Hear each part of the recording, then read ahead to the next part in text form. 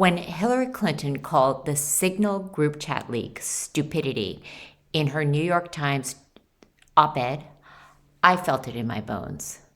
Not because of my politics or hers, but because she did something I rarely see done well, especially by the people who are always the smartest in the room. She made the obvious clear. And then she used her mileage, literally, state visits to 112 countries to disqualify the chaos with quiet facts. Hillary's receipts give her authority. She didn't shout louder. She outstructured the opposition rather than trying to outrage them. She went clearer, not cleverer. Now, I feel like I live in a time when my definition of data and logic and my credentials are considered social decay. But I know these things go in cycles. So smart women, this is what we need to learn.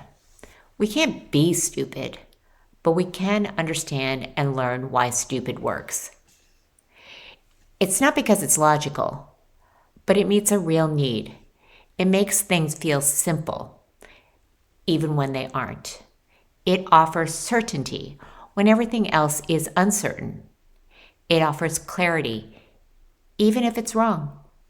Stupid isn't stupid. It's soothing.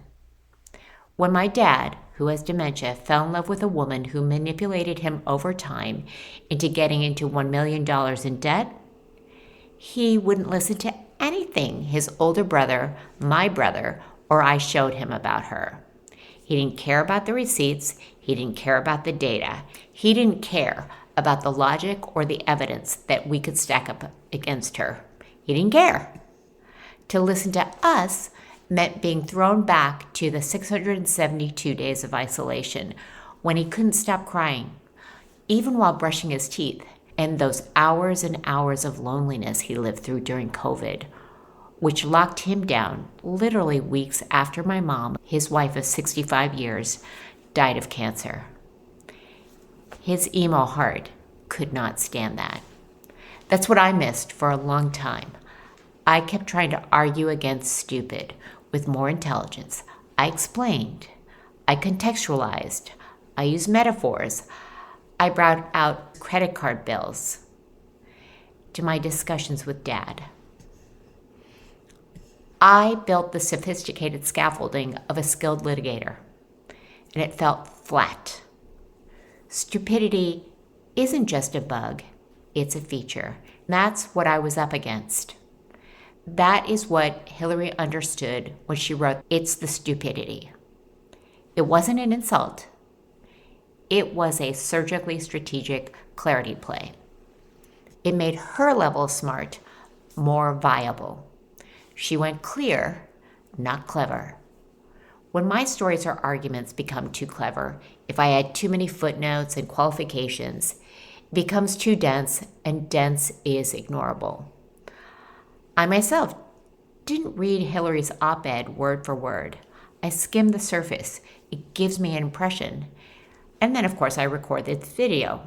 So I'm not here to argue against stupid.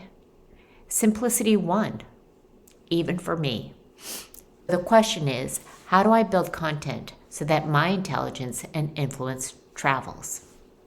Do I lean in like the Signal Gate 12?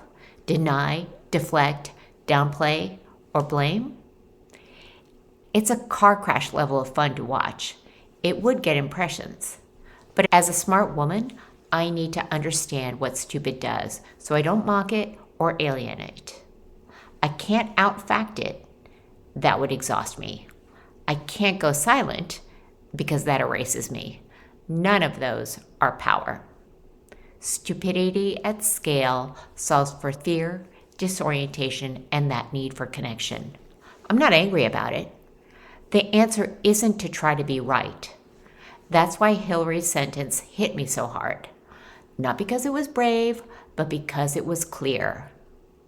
It's the stupidity stated a truth, without needing to be liked, and certainly without needing to be explained. It's the stupidity is a blueprint. It gives me and other really smart people a starting point, a place to go to build simplicity and clarity so that when stupid shows up, it has somewhere else to go, somewhere sharper, somewhere smarter, but still human. This has been another episode of the Solopreneur Billionaire. Thank you for listening.